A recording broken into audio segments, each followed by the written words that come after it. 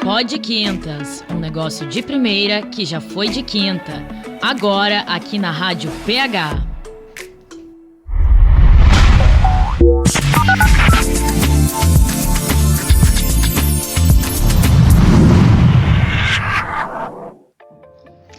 Oi, gente! Mais um programa no ar. Estamos começando mais um Pod Quintas. Esse podcast que nasceu aqui de um sonho, de uma vontade de trazer empreendedores da região, de trazer pessoas para impulsionar outras pessoas, para agregar valor e que muito me orgulha de estar aqui e de receber toda semana convidados aqui nessa cadeira, nesse microfone. E hoje estou aqui com 2 empreendedores da região, Ana Paula e Maicon, que já vão se apresentar aqui para nossa audiência e que eles trabalham com uma coisa que, olha, eu vou dizer para vocês. Eu adoraria empreender no mesmo ramo deles, vou dizer. E se der algum problema, eles tomam estoque e tá tudo certo, tá tudo resolvido. E, gente, eu já vou apresentá-los, tá? Já quero agradecer essa audiência que tá toda semana aqui com a gente. E também quero agradecer os nossos patrocinadores. A gente tem pessoas que impulsionam o nosso programa. Tem pessoas que estão com a gente toda semana, desde que a gente começou. E que fazem esse programa acontecer junto comigo. Que são a Faculdade Anhanguera. A Faculdade Anhanguera é uma empresa do Grupo Croton de ensino. Já está há mais de 30 anos no mercado, com cursos profissionalizantes, com acessibilidade, né?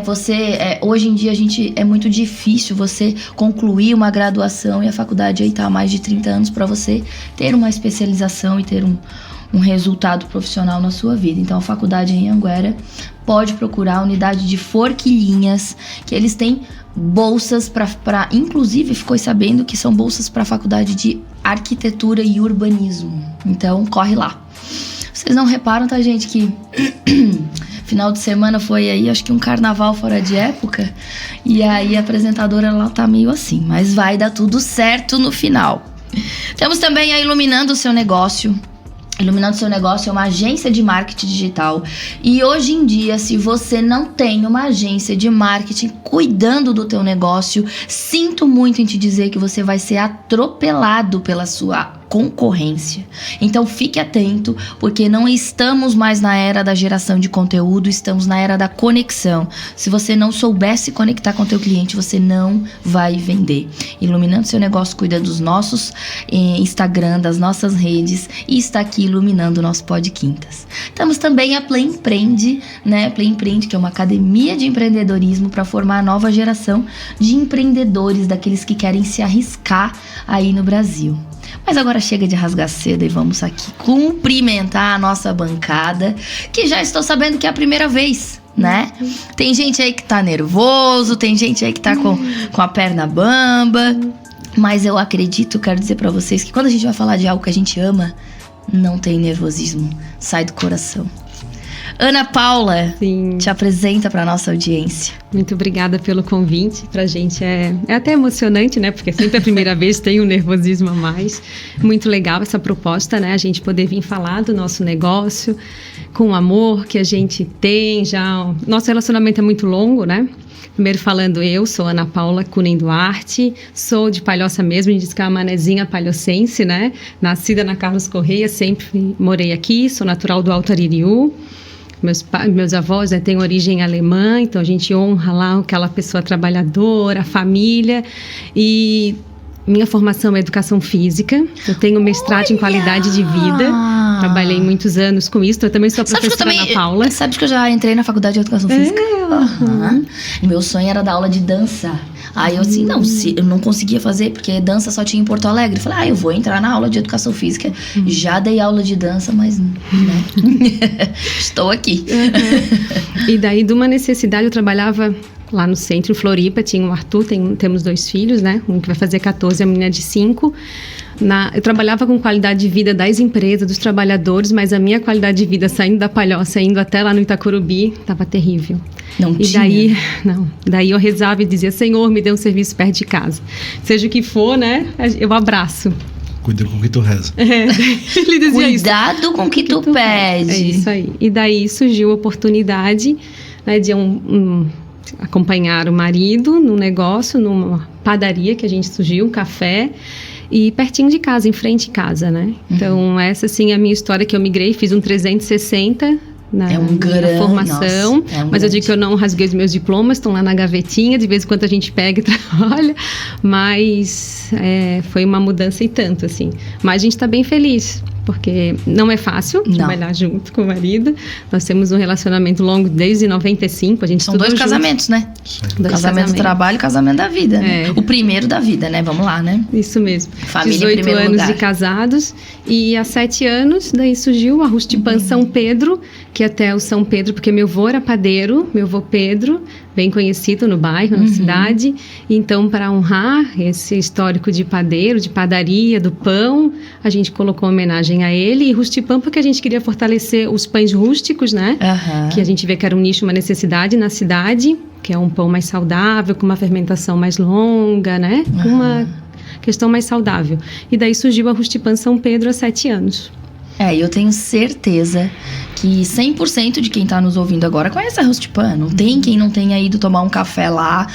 Fica ali na Avenida Atílio Pagani, né? Muito bem localizada. Rota dos cafezeiros de plantão, de quem vai lá para fazer o seu corre, o seu business, né? Tem um lugar ali que eu, Priscila, particularmente, já passei muito tempo ali. Já sei a senha da internet, já sei a mesa que tem tomada para ligar o computador, tá? Já aviso que já foi meu escritório por bastante tempo.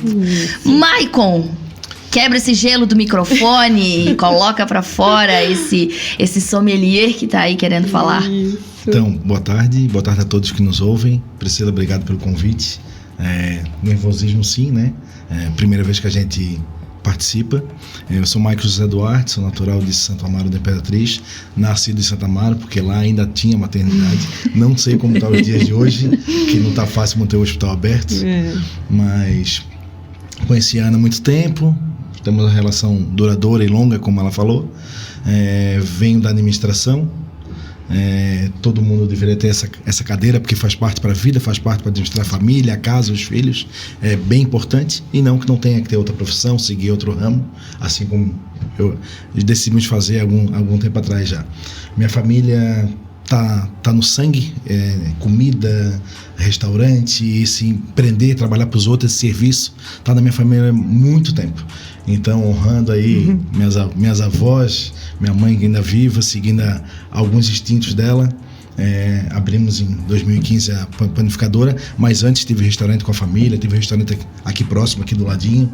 Ficamos 12 anos aberto aqui, no centro de Palhoça, e depois resolvemos levar o restaurante para Santo Amaro novamente, e aí eu fiquei na Palhoça para tocar a padaria com a Ana. E aí foi um leque de oportunidades que foram surgindo.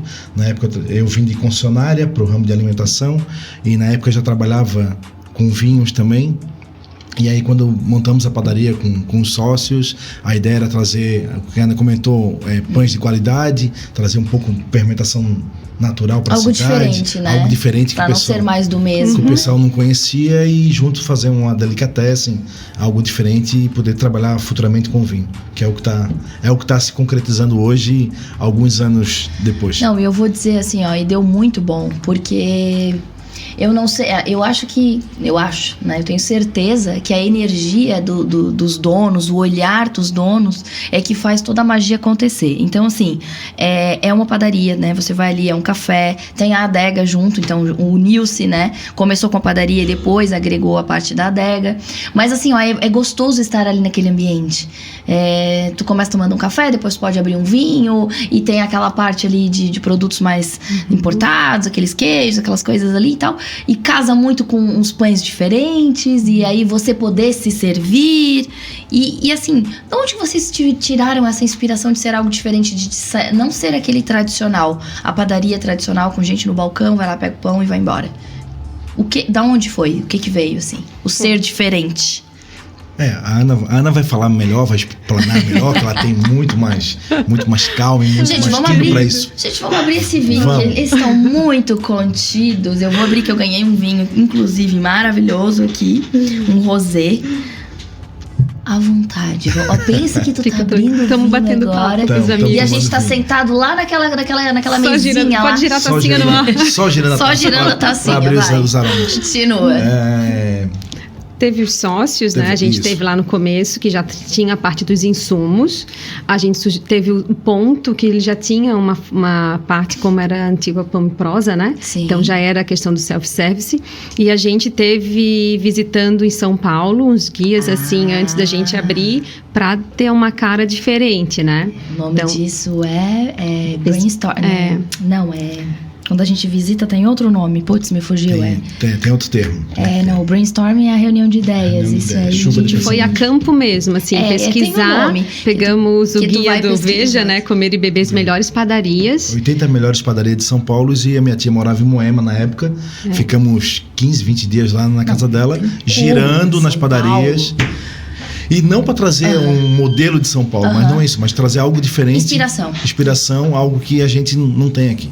E benchmark. Eita! A aula de marketing está fazendo benchmark, onde você vai, estuda o mercado que você vai ser inserido e vai em outros mercados para trazer inspirações que já estão atuando naquilo que você quer. Então, se você é empreendedor, que eu tenho certeza que você faz um benchmark do seu negócio, do seu produto em outro lugar, que você vai vir cheio de ideias. Isso aí.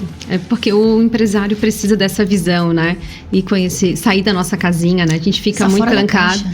E visitar, porque tem muito estudo fora, atrás, né? Quem olha assim, só ali não tem noção do que a gente pesquisou, do que a gente foi atrás, porque isso faz muita diferença de trazer as ideias. É isso que eu falo, ó, quando eu chego aqui e falo pra vocês algo que eu nunca falei, que eu me lembrei agora das sensações que eu tenho quando eu chego lá, do quão é aconchegante, do quão é diferente aquela distribuição e é gostoso. Então, o trabalho vale a pena, o diferencial, né? Ir atrás daquele diferencial que só temperinho, mas que, né? E talvez um dos motivos que nos levou também a isso, e o que a gente viu foi, talvez que os ouvintes que nos ouvem agora vão acabar lembrando do que eu vou falar. Geralmente a gente vai na padaria, pede alguma coisa para atendente e quando chega em casa não foi o que a gente queria. Não foi o pão do meio, ou o pão do cantinho, ou mais branquinho, ou moreninho. Nunca é o que a gente pediu. Nunca é o que a gente olhou e pediu. E pediu para ela. Então geralmente embala lá atrás, pega um igual parecido, peguei um mais novinho e geralmente você chega em casa, não é o que você pediu. Então isso me incomodava muito como cliente. Entendi. Então você poder entrar na padaria, escolher o seu pão, pegar o pegador, se higienizar, passar álcool na mão, hoje precisa usar luva por causa da pandemia, coisa que a gente já tinha antes. Nós já tínhamos disponível luva, tinha disponível álcool, já é alguma, já é algo, prática, já né? era prática, né? Já é prática porque você precisa trabalhar com alimentação, precisa ter esse tipo de higiene básica. Então, você poder escolher o seu pão, colocar no saquinho, pesar, pagar, chegar em casa, é o que você escolheu, isso não tinha preço. Exatamente. Então, assim, essa inspiração, isso aconteceu lá 7 anos atrás, aí tinha a sociedade, aí depois, quando veio a ideia do vinho, da onde vem essa paixão? Porque, como eu tava falando, a gente tava falando aqui nos bastidores, tem o business, tem o negócio, mas tem a paixão envolvida, né? E da onde veio essa paixão? Não é só de beber, não, né? Não. A gente brinca, o Michael conta muito que a gente trabalha com os produtos... Nós trabalhamos com produtos da Santa Ceia. Mas isso é bíblico! Sim, mas não é produtos bíblicos. Eu não vendo Bíblia. Não vendo Bíblia, rosário. Gente, mas olha, é isso aí. É isso aí. Da Santa Ceia. Pão e vinho. E agora alguns azeites que a gente desenvolveu na semana passada numa feira no Rio Grande do Sul que a gente participou. Então encontramos vários produtores, pequenos produtores de azeite. Produção mínima, 600 garrafinhas, 2.000 no máximo. Então assim, produtos de extrema qualidade que a gente não tem noção que exista e que não chega aqui nos grandes mercados. Só em pequenos empórios, porque são produtos escassos para poucas pessoas. Não, se me deixar trancada ali, ó, com azeite, na padaria e com vinho, vocês nunca mais me acham, tá? Eu vivo um mês ali trancado. Eu passo o mêsinho, ó, tranquilinho, só me deixa com internet. Na hora que acabar. Sem internet, claro. Com internet, né? Porque também eu vou querer mostrar pra todo mundo, aquelas, né? Bem isso. E daí foi antes da pandemia, que daí o Michael já tinha uma carta grande de vinhos, né? Já trabalhamos com bastante vinho importado e tal, e aí vinho brasileiro era sempre mais difícil. Pelo preconceito, pela acessibilidade, é difícil. Então, na pandemia, portas fechadas, fronteira fechada, alta do dólar, não teve outra escolha do que viajar dentro do país e desenvolver parceiros. Numa viagem de aniversário, que a Ana faz aniversário em fevereiro, antes da pandemia um pouquinho, a gente viajou e conheceu um produtor. E aí fizemos contato para futuramente fazer compras e tal. Aí veio a pandemia, vou ligar para esse cara que ele vai ter que me salvar, né? E que a gente trouxe o vinho para você, e que a gente trouxe vinícola. O vinho pra ele, dessa vinícola. Fabiano. E aí esse produtor, Giovanni Fabiano, popular Didio, nos apresentou, tinha Malbec lá, não vendia, não vende tanto no Rio Grande do Sul, preconceito, porque todo mundo quer tomar Malbec de fora. E aí compramos tudo que ele tinha de estoque de Malbec. O Malbec é mais tradicional argentino. Na Argentina é muito mais tradicional, mais conhecido aqui e tal. E aí trouxemos para a Semana da Páscoa, tava tudo sem vinho na padaria, Semana da Páscoa, movimento fraquíssimo, tudo fechado, só podia atender remotamente, vida, né? Não podia sentar, não podia abraçar, não podia dividir a taça de vinho, o que é péssimo, né, pra gente que ama vinho, não podia abraçar. Então trouxemos o Malbec, foi um sucesso durante a pandemia, vendemos todas as caixas na Semana Santa, foi algo inesperado. É porque daí o que aconteceu, né? A turma não tinha que fazer na rua e bebia nem em dentro de casa. Então aprendeu a socializar dentro de casa. Tanto que no mercado imobiliário, a composição, né, das casas, dos apartamentos mudou. Antes as pessoas queriam espaço nos quartos e tal. Não, reduziu-se tudo, porque agora entendeu-se que a socialização, ela passou para casa. Tá todo mundo socializando em casa, em festas mais intimistas. A gente agora que tá vendo um movimento de grandes eventos, né? Tá Até voltando. então não tava, porque virou uma chave. Será que eu realmente preciso tanto assim, né? A gente tava vivendo aquela época dos casamentos, que era, meu Deus, né? Era eventos, tudo personalizado. E uma festa de 1 ano de criança era um casamento, e como fala, uma boda. E aí mudou, né? E aí, então, assim, hoje de manhã eu tava com uma pessoa que era da área de eventos e quebrou. Imagina. Quebrou na pandemia. E porque trabalhava só com vestido de festa e de eventos. Já no caso de vocês, olha aí a mudança, né? Então, às vezes, é um egoísmo da nossa parte falar que, pra mim, a pandemia foi boa. Então, O que vocês pensam a respeito? É bem isso, a gente sente muito, é claro, cada um teve a sua vivência, mas pra gente foi uma virada de chave e até a questão do que a gente passou, né? Porque o Michael não parou de trabalhar um minuto, assim, sabe? Foi uma coisa louca, assim, né? Que a gente não sabia que seria o dia de amanhã, mesmo com porta fechada, mas ele continuou trabalhando.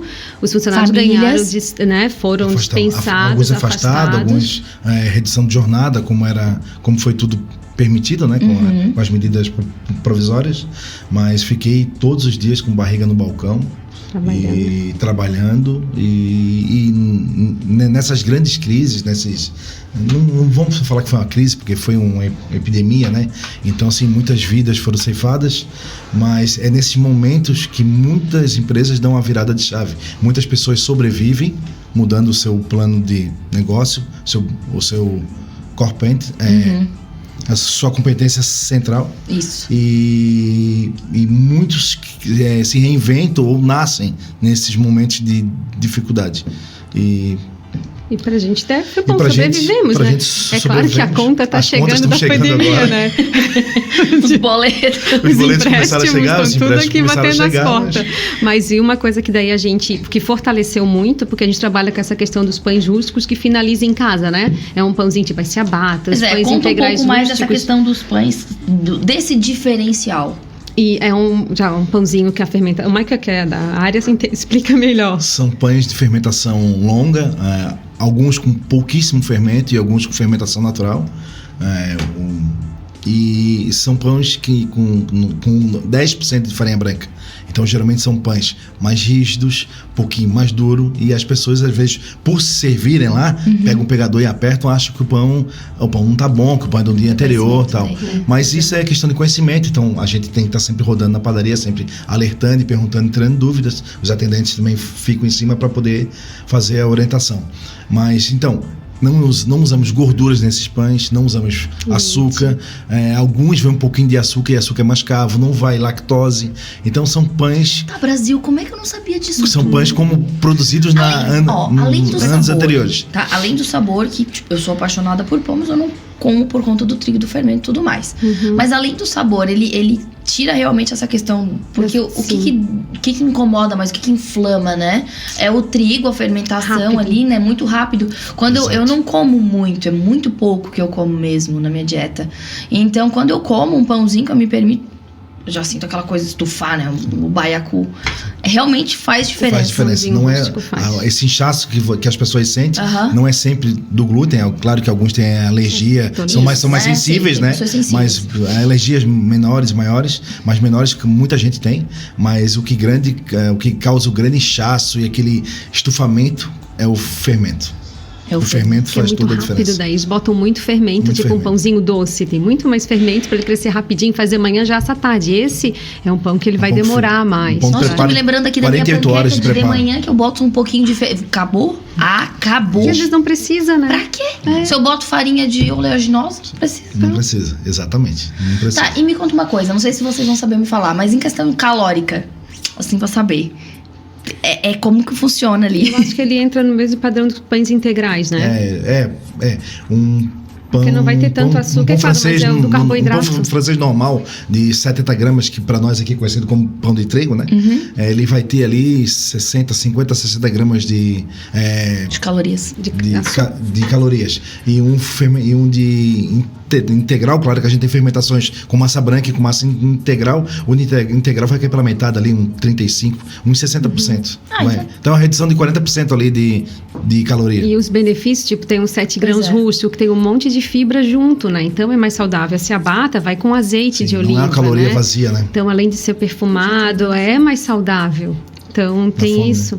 Tem o centeio, que tem mais fibra. Então, não é um pão vazio. Tá, e vocês têm o pão tradicional, convencional.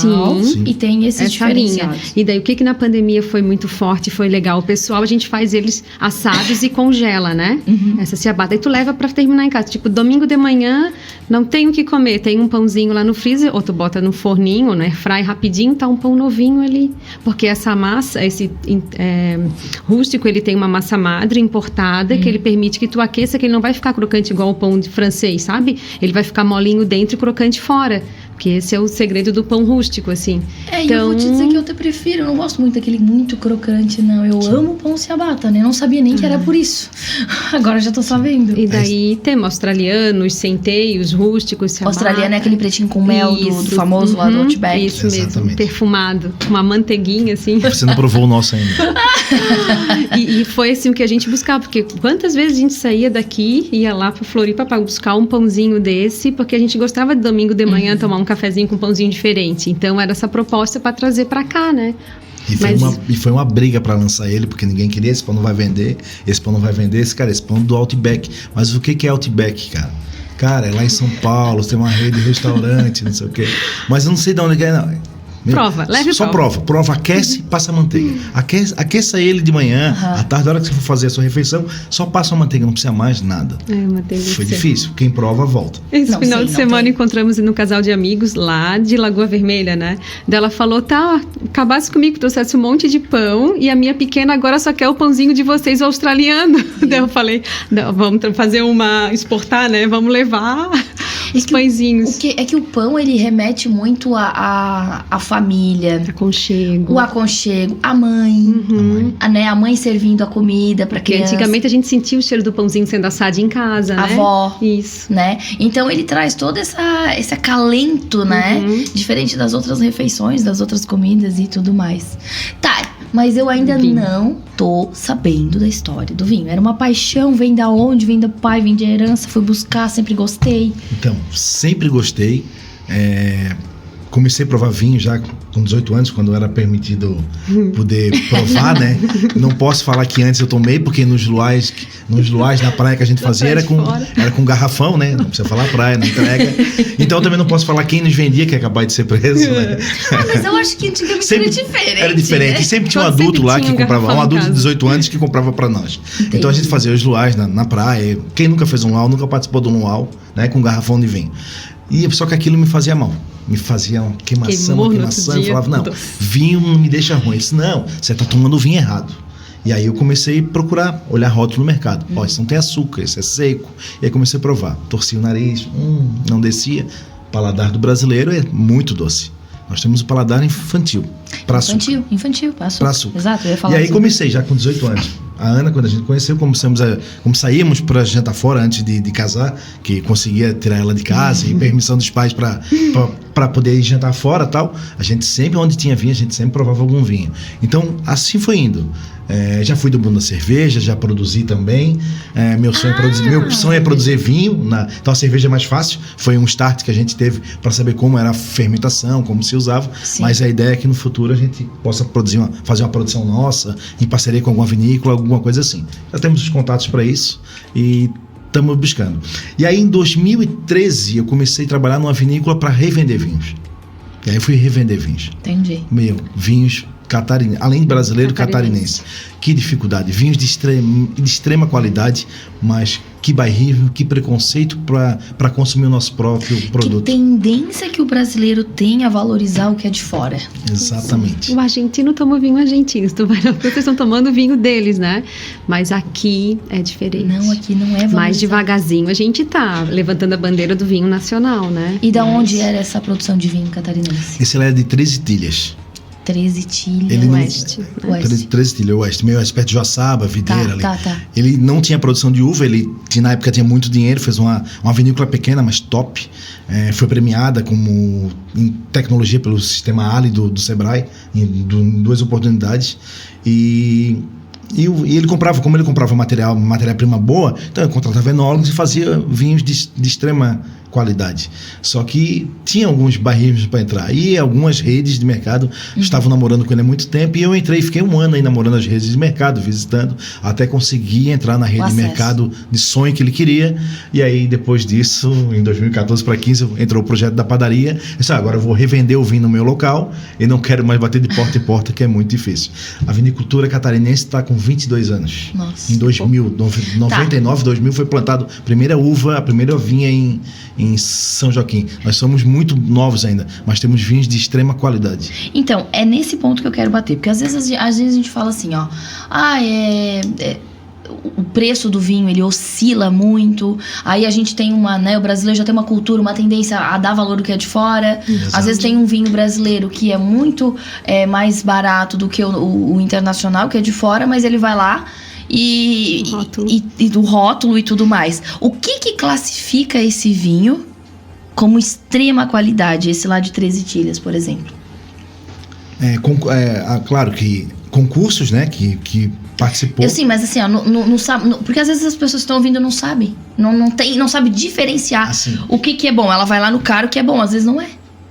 Nem sempre o que é caro é bom, ou o que é o caro é o melhor. A gente é de uma época que tudo que era caro era melhor, né? Curioso, eu recebi essa frase hoje no meu Instagram. Nem sempre o que é caro é bom, né? É o melhor. Então, assim, vamos dar ideia. É difícil comparar, é difícil você comparar e parece que está fazendo uma crítica, mas não é. Você sente num vinho que eu falo que é bom, o que a gente tem por bom. Você vai colocar o vinho na taça, vai esperar alguns segundos, vai girar, você vai sentir um buquê de flores, você vai sentir fruta. E alguns vinhos mais simples, você só sente álcool. Já vem aquele bafo de álcool assim, tal.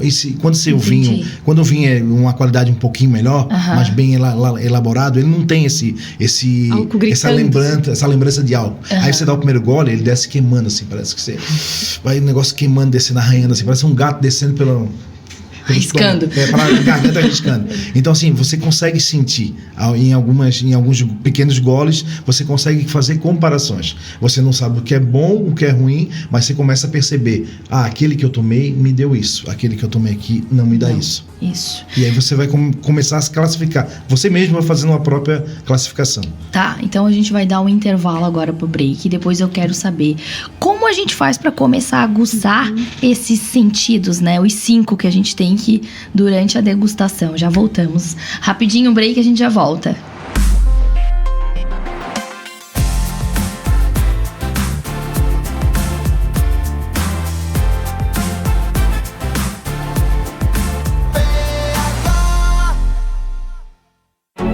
Você está ouvindo Pod Quintas, um negócio de primeira que já foi de quinta. Confira agora os nossos patrocinadores e apoiadores. Você está procurando solução para sua empresa? Aqui na Iluminando Seu Negócio você encontra praticidade e resultados. Temos identidade visual, planejamento estratégico, conteúdo, social media, análise de perfil, locução publicitária e muito mais. Aqui, iluminamos a sua vitrine no digital. Vem com a gente! @Iluminando Seu Negócio _.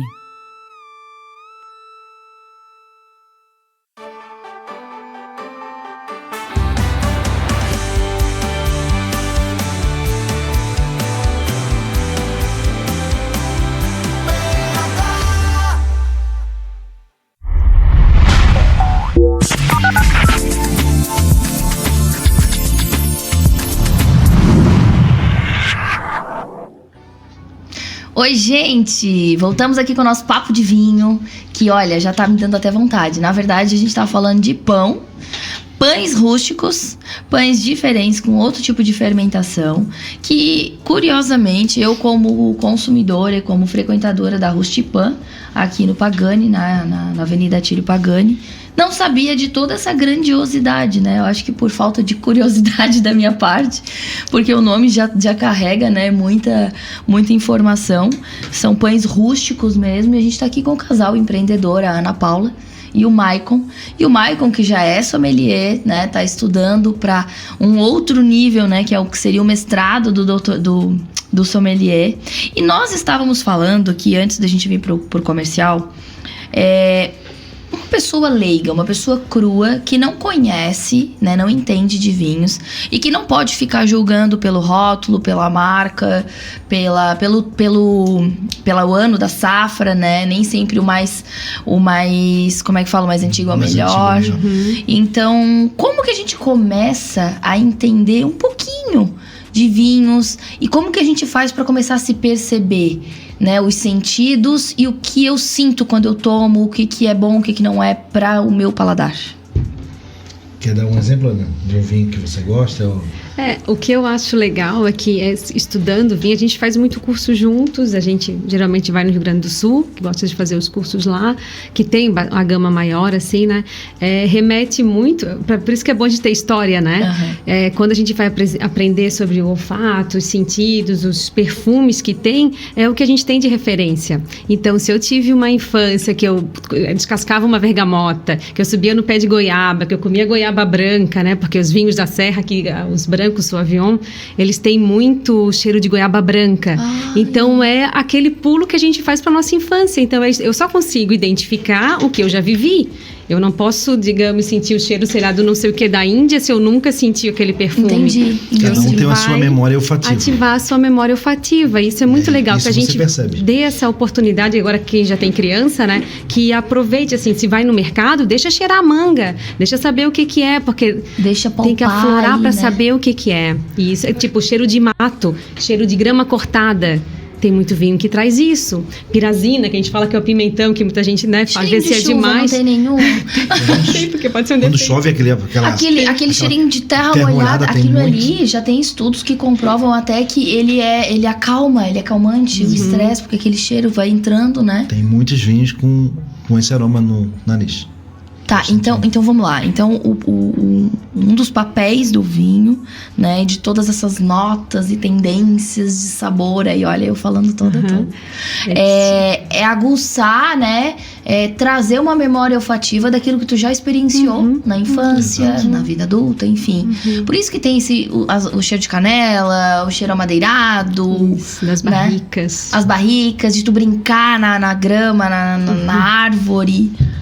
Exatamente. Quando você... Vamos falar de vinho fino e de vinho de mesa. Tá. O vinho de mesa. Se você vai abrir um vinho de mesa, ele vai ter o aroma de uva. Aquela uva que você conhece. Aquele cheiro de uva quando você vai no mercado. Cheiro de uva tradicional. De fruta. Aquela que você compra para consumir. Vinho fino, você nunca vai sentir um cheiro de uva. Ele não vai te lembrar cheiro de uva. Nenhum vai trazer uva.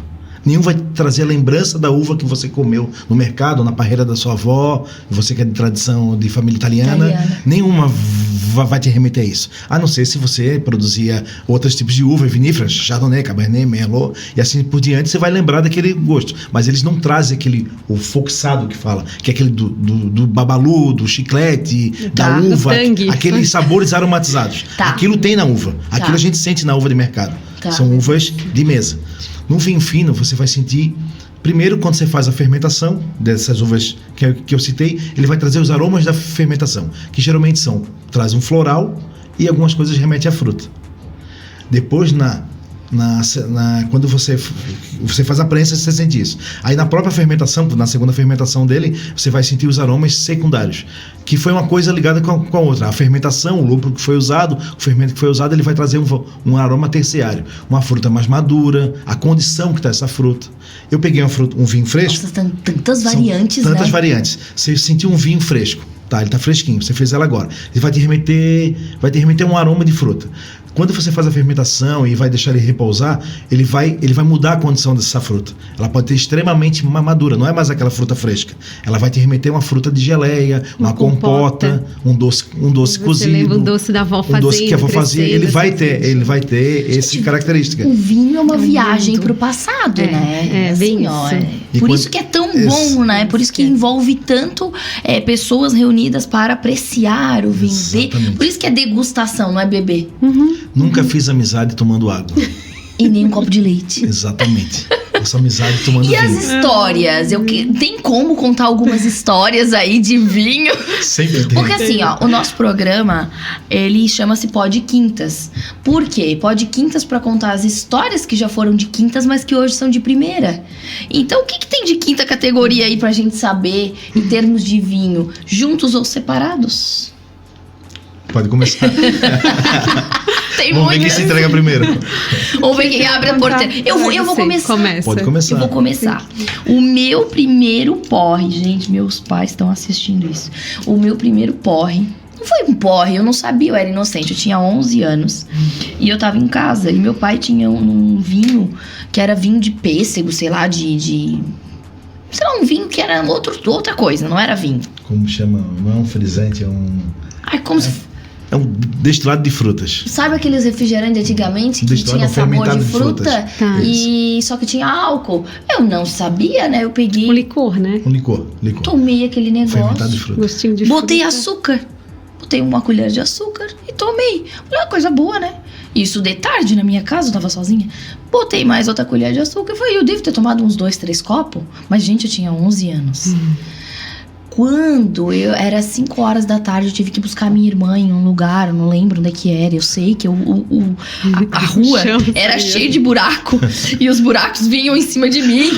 Eu não sabia que, gente, uma criança de 11 anos, eu nunca tinha provado bebida na minha vida. Voltei pra casa, era pertinho, me deitei. A mãe, o que tu tem? Mãe, eu tô com enxaqueca, eu não sei o que. Eu já tinha enxaqueca naquela...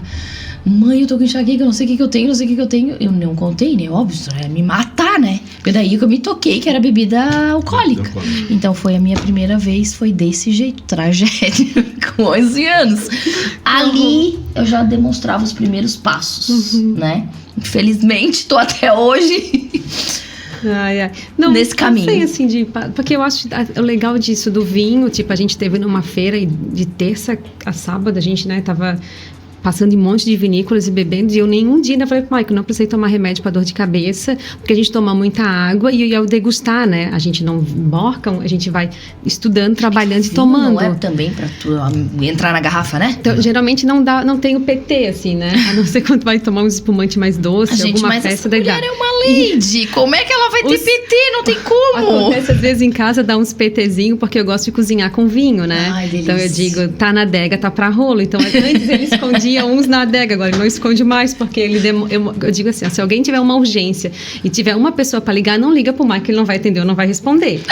E daí eu mandava a foto não vai bem pra atender. Daí eu mandava a foto do vinho, posso botar esse no risoto? Ele demorava pra responder, eu não ia perder o ponto do arroz, abria o vinho e colocava. Putz, daí quando ele via... Era um vinho de guarda, um vinho pra tomar um momento delicado, especial.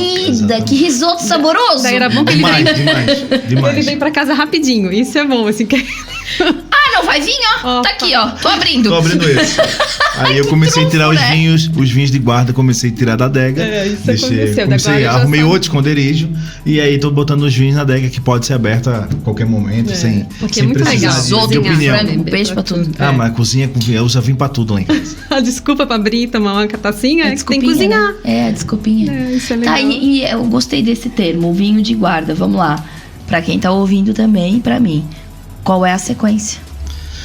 Então, vai muito do processo de elaboração e da safra, né? Porque a gente vive... a palavra francesa que não tem tradução chama-se terroir. E o terroir hoje, ele é clima, ele é solo, ele é o local onde está ambientado, ele é a mão do homem, né? Que cultiva, que faz a fermentação, que escolhe. Então, esse terroir tem que ser muito propício.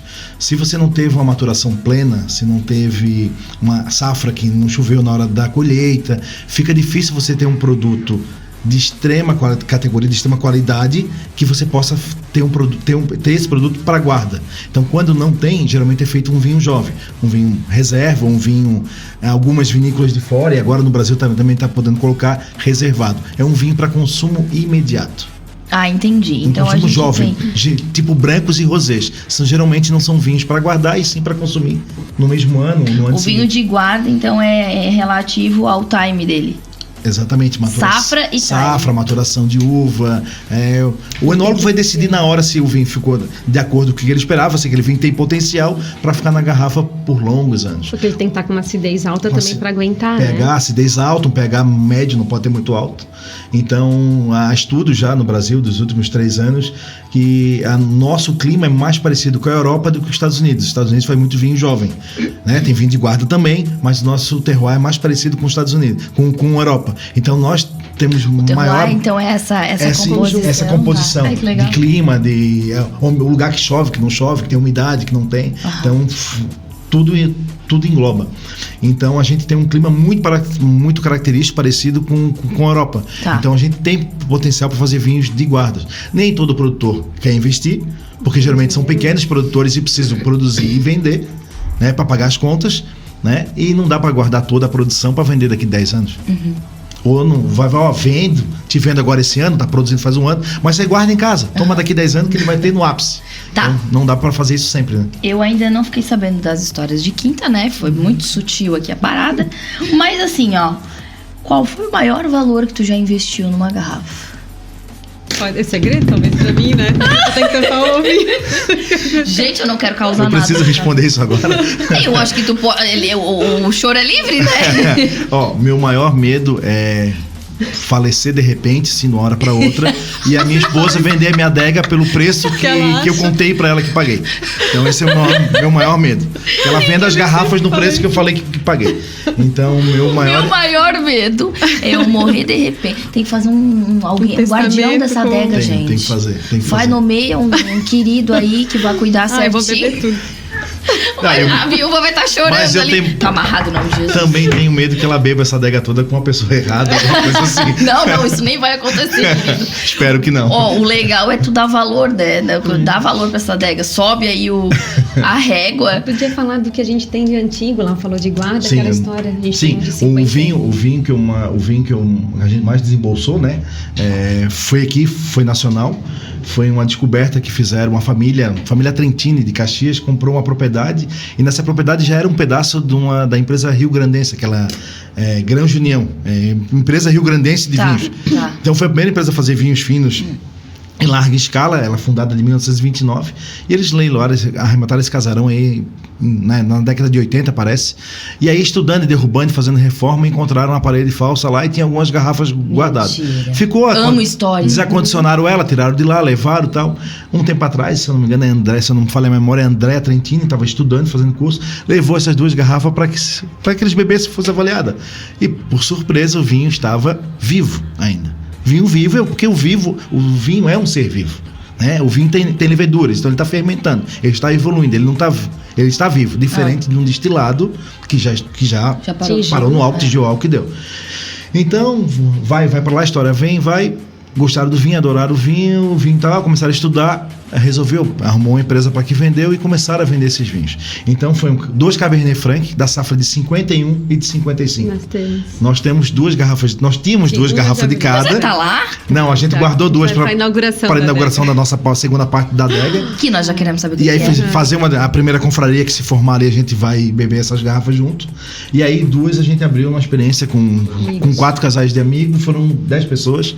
E aí a gente comprou tenaz, aquele aparelho que esquenta no fogo para cortar o gargalo. Então usamos tenaz, quebramos as garrafas e os vinhos estavam extremamente vivos. Aquela cor de tijolo, não era mais aquele vermelho violeta, aquele rosé, aquele rubi, mas era uma cor mais atijolada, o 51 principalmente. O 55 tinha um pouco mais de aroma, mas os 2 com acidez ainda. Mas impressionante. História, né? Impressionante. Tomando história, né? Tomando história. Um vinho de 66 anos e um de 70 no Brasil. Pagamos em torno de R$1.000 e poucos nas garrafas. Se você for comprar um vinho fora da Europa dessa data, dessa safra, você vai desembolsar aí uma pequena fortuna. Uma pequena fortuna. Uma pequena fortuna. Tá. Então, nesse rolo aí, nesse custo aí, nessa história, nessa experiência que vocês viveram, eu escutei duas falas aí que gostei. Primeiro, do nosso próximo passo de empreendedorismo, que é a adega, certo? Segundo, a confraria. São 2 coisas que me interessam muito. E deve interessar também a nossa audiência. Explora pra gente um pouquinho mais o que são os planos da Rustipan, da adega, de você estar investindo, né, em conhecimento, de vocês estarem sempre em aprimoramento, indo fora, trazendo novidade. O que vocês querem para o futuro, próximo e a longo prazo? A gente já faz alguns encontros com degustação, já estão acontecendo no nosso espaço que a gente tem ali na padaria. E também fazemos eventos fora. Inclusive tem um grupo, né? Se quiser divulgarem, tem um grupo de WhatsApp que fazem degustação, que coloca ali, né, as promoções e tudo mais. Então vale a pena estar lançamentos, novidades, a gente coloca sempre no grupo. E tem daí o nosso Instagram também para seguir, né? Que depois a gente vai colocar. Do Rustipan, @Rustipan São Pedro, que é o nosso da padaria. E o do Mike, que trabalha especificamente com vinho, que é @Adega Rustipan, né? Exato. E agora o nosso próximo passo é terminar a nossa obra, né? Que a gente quer fazer um wine bar, vai vir uma coisa bem legal, assim. Fazer um wine bar com uma cozinha estilo italiana, com risotos. Fazer harmonização. As pastas. Olha, Brasil. Que é literalmente daí vai ter o pão e o vinho, o azeite pra gente degustar. Vocês não me deixam fora dessa? Não, pelo amor. Não deixaremos. E o espaço geralmente para confrarias o legal dessa parte da confraria, assim, porque você faz a confraria para fazer turma, para se divertir, mas você tem uma confraria mais técnica, que não precisa ser todas as pessoas com conhecimento técnico para participar. Ali você vai provar 4, 5 rótulos que geralmente não está mais no mercado, não se produz mais, você não encontra mais à venda. E a oportunidade de você tomar um vinho desse, 2, 3 garrafas por noite, 3, 4 no máximo, é você dividir em uma pequena parcela de pessoas, acho que 12 no máximo, que seria o número ideal, para cada um tomar uma dose, e a gente dividir, poder comentar do vinho, e cada um possa tornar a experiência, né? compartilhar essa experiência, porque às vezes, eu vejo que o que acontece? Falta de conhecimento, né? De não saber diferenciar um bom vinho do preço, porque tem um custo para tu manter, né? Sim. Um hobby, né? Um gosto desse, uma cultura dessa, e uma quebra de paradigma, entendeu? Principalmente. Não é só quem entende, não, você pode simplesmente estar envolvido numa atmosfera dessa, com pessoas que gostam das mesmas coisas, que se envolvem das mesmas coisas. É as mesmas bolhas que a gente tem ali no Instagram, na internet, né? Que já era promovido na vida social. Então, assim, eu faço uma comparação da mesma forma que o microfone. Eu tô aqui toda desenrolada falando, pra mim é muito natural, pra vocês é a primeira vez. E aí, quando a gente troca de cadeira, que é a primeira vez que eu vou fazer uma degustação de vinho, ou, né, que eu não entendo quase nada de vinho, e aí vocês entendem, então fica mais confortável pra vocês. E aí a gente troca, né? Vocês compartilham comigo, eu compartilho com vocês. E por que não ser assim, né? E essa é a experiência. A gente se permitiu vir aqui hoje, pela primeira vez, falar, assim como todos devem se permitir participar de uma confraria, de um treinamento de vinho, porque a gente tem que quebrar esse paradigma que você falou.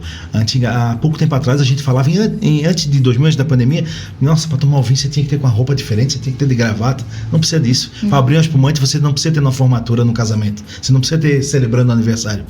Tá com vontade? Abra, saca. Celebra. Você gosta de vinho? Meta, saca a rolha, abra. Assim você vai ganhar bagagem, você vai ter litragem e vai consumir um produto que você gosta e vai aprender. Vai aprender. E assim, a gente não precisa usar gravata, novamente. Nós temos que tirar essa gravata do vinho. Não precisa ser tão chique para tomar um vinho. O vinho é uma bebida, gente, milenar. Era produzida na época de Cristo. Na época de Cristo, então, né? Você não primeiro, vamos lá, o primeiro milagre de Jesus, o homem mais perfeito que já teve nessa terra. Exatamente. Foi a multiplicação do vinho. Exatamente. Quando ele nem podia ainda, não estava liberado para fazer milagre. Exatamente. E o vinho está lá. E o vinho desde essa época. E foi o melhor vinho servido. Exatamente. E o vinho desde essa época está na refeição. Ele faz parte da refeição.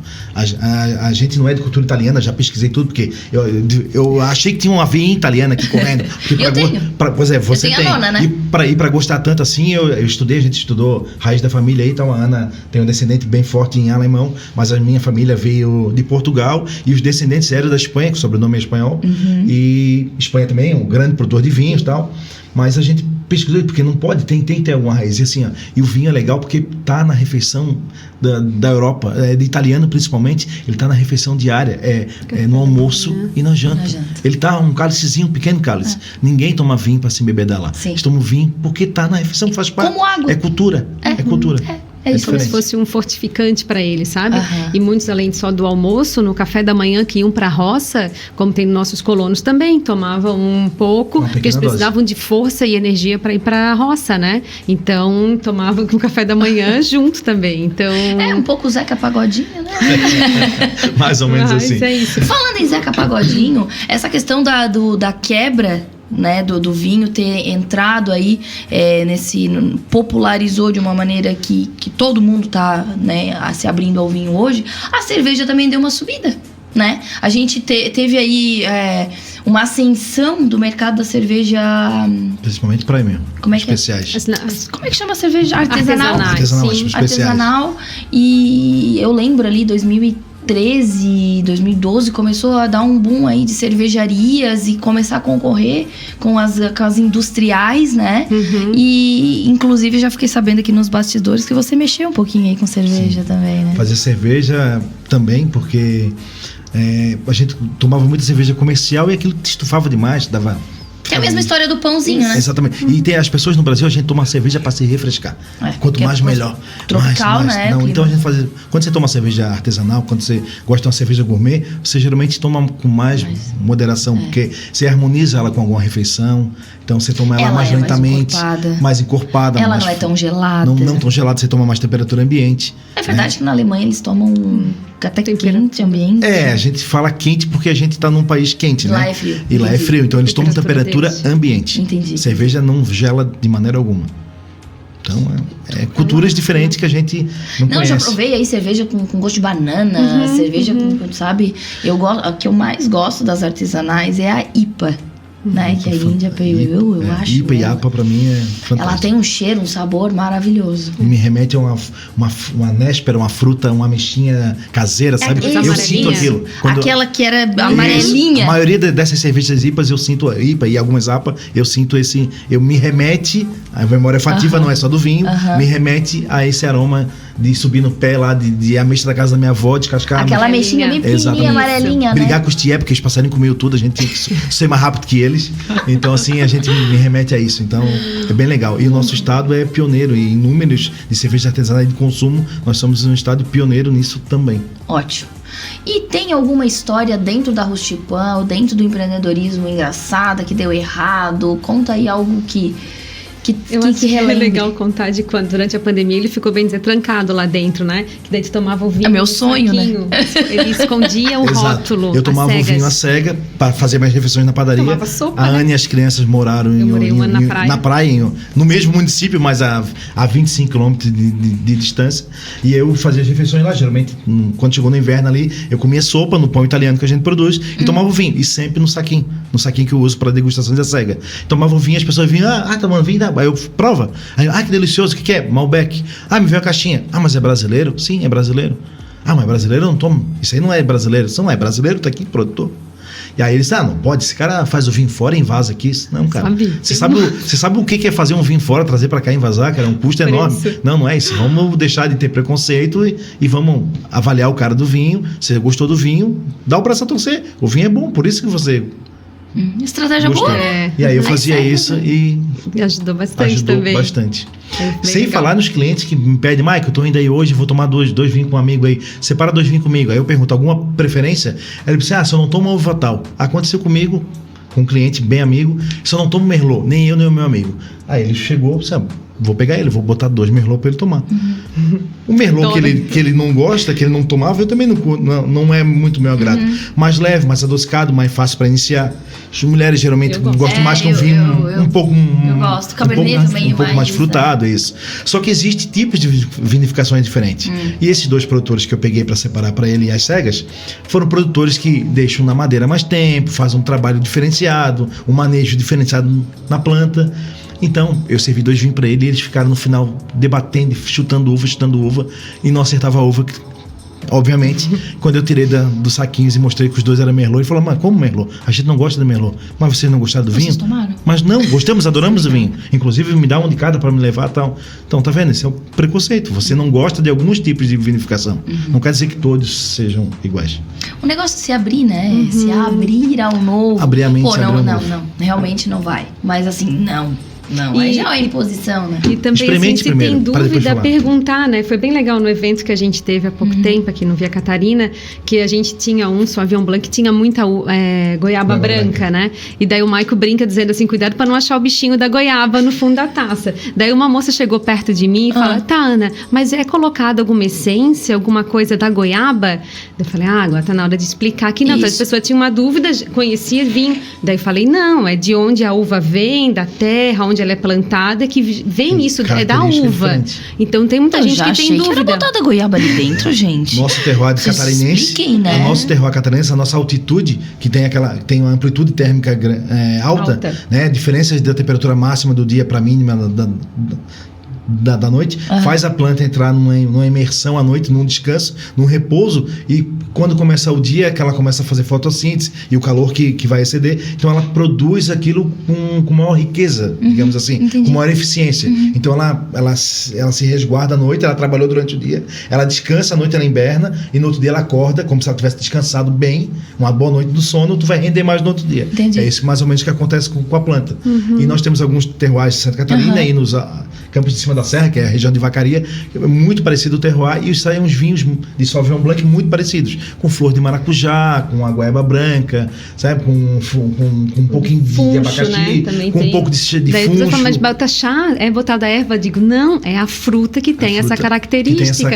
Então, se a pessoa tem dúvida, pergunta, né? É Tem legal. gente que acha, botar saborizante ou essência, alguma coisa. Não é colocado isso. Isso vem da fruta mesmo. Isso vem da fruta.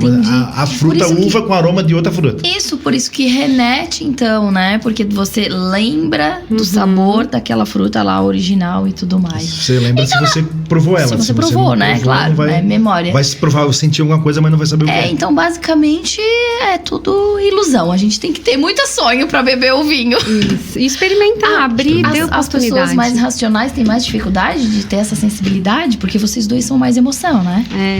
Talvez, né? Talvez sim. Ela é mais sensível, você é sonhador. Isso que Tô é legal errada? pra gente, às vezes a gente faz certíssimo. junto, né? Quando a gente vai, eu sinto algumas coisas que às vezes ele... Um aroma, quando eu faço curso, que é algumas amostras em casa, aquela percepção que ela tem, às vezes é diferente um pouco da minha. A conclusão que eu chego como bela estudiosa de comportamento humano e mente e tudo mais é que se você é um ser muito insensível e muito racional, começa a tomar vinho pra mudar esse coração gelado, por favor. Inclusive, vou começar a recomendar nas minhas mentorias. É claro. Legal. Toma uma tacinha de vinho que você vai quebrar esse coração. Gente, Boa. como é que eu não posso ficar mais tempo aqui, produção? Poxa vida, né? Ele já fez sinal. Já tava aqui abrindo aqui, ó, esse vinho. Olha só. Prazer enorme receber vocês aqui, sabe? Adorei entrar um pouquinho mais na história de vocês. Adorei que vocês abriram, né? Desse jeito todo mais sensível, mais... É um vocabulário bem rebuscado, né? Eu aprendi muita coisa aqui.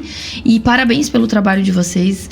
Eu desejo realmente que vocês consigam já estruturar esse projeto aí, que já tô doida pra participar e estar junto. A gente já conversou algumas coisas. Que logo, logo sai essa confraria e eu quero estar sempre junto. A casa aqui também tá sempre de portas abertas. Sempre que tiver novidade, que tiver evento, que tiver degustação, vai mandando pra gente aqui que a gente vai anunciando, porque a ideia é o colaborativismo. Antes de a gente finalizar, eu quero fazer uma pergunta pra vocês, tá?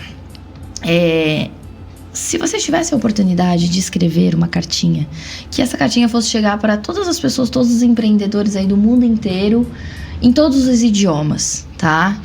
Principalmente aqueles que estão começando na vida, né, de vinhos. O que vocês escreveriam para essas pessoas? Você escreve a carta e eu vou fazer o slogan depois. Eu colocaria paciência, né?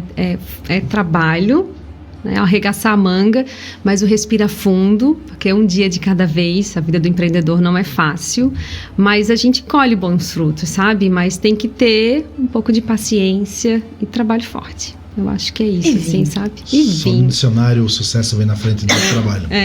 E para quem bebe vinho e pergunta, esses loucos podiam trabalhar com importado aqui do lado e vender vinho que todo mundo consome, não. A gente trabalha e bebe vinho brasileiro porque a gente, não só porque a gente ama o Brasil, é porque o vinho é bom. Sim. Senão a gente não estaria com eles. É muito mais fácil ganhar dinheiro vendendo importado, poderia encher o bolso de dinheiro.